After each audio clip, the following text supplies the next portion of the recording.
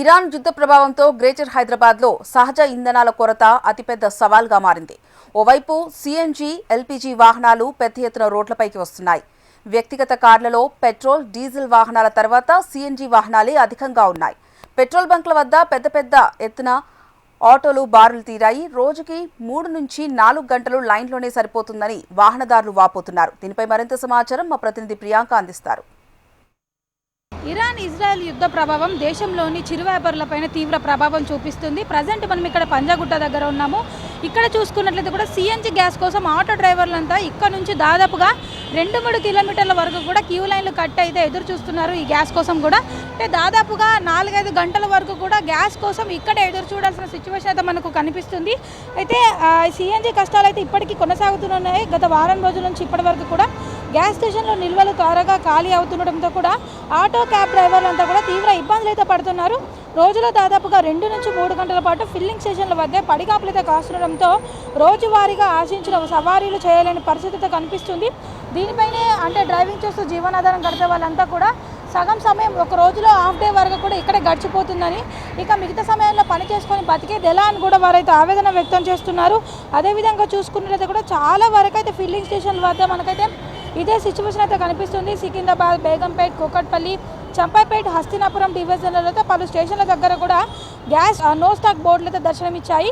అదేవిధంగా చూసుకున్నట్లయితే కూడా అసెంబ్లీ, ఐరమల్గూడ, కర్మన్ ఘాట్ తదితర ప్రాంతాల వద్ద కూడా గ్యాస్ కోసం ఆటోలు అయితే కిలోమీటర్ల వరకు అయితే క్యూలు అయితే కట్టాయి. 3 రోజులుగా ఇబ్బందులు పడుతున్నప్పటికీ కూడా అధికారులు మాత్రం పట్టించుకోవడం లేదని కూడా డ్రైవర్లు అయితే వాపోతున్నారు. గ్యాస్ కోసమని గంటల తరబడి క్యూ లైన్లో ఎదురు చూస్తున్నామని, ఫిల్లింగ్ స్టేషన్లో సీఎన్జీ గ్యాస్ లభించకపోవడంతో కూడా ఇబ్బందులకు గురవుతున్నామని కూడా వారైతే ఆవేదన వ్యక్తం చేస్తున్నారు.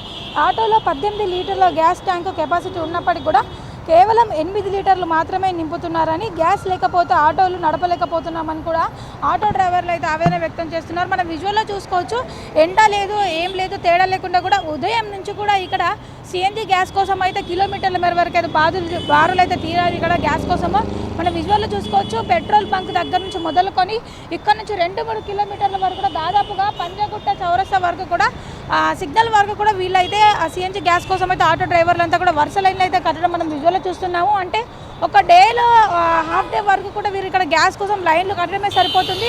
వీళ్ళు ఇంకా ఎప్పుడు సవారీలు కొట్టుకొని డబ్బులు సంపాదిస్తామని కూడా ఆటో డ్రైవర్లు అయితే ఆవేదన వ్యక్తం చేస్తున్నారు.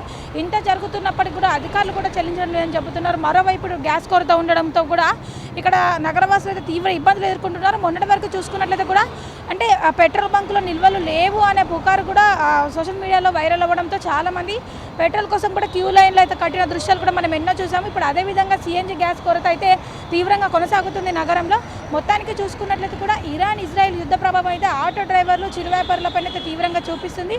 ఇంకా ఎన్ని రోజులు ఈ యుద్ధ ప్రభావం వల్ల సీఎన్జీ గ్యాస్ కష్టాలు ఉంటాయో తెలియని సిచ్యువేషన్ అయితే నెలకొంది. వీడియో జర్నలిస్ట్ ప్రవీణ్తో ప్రియాంక, HM టీవీ, హైదరాబాద్.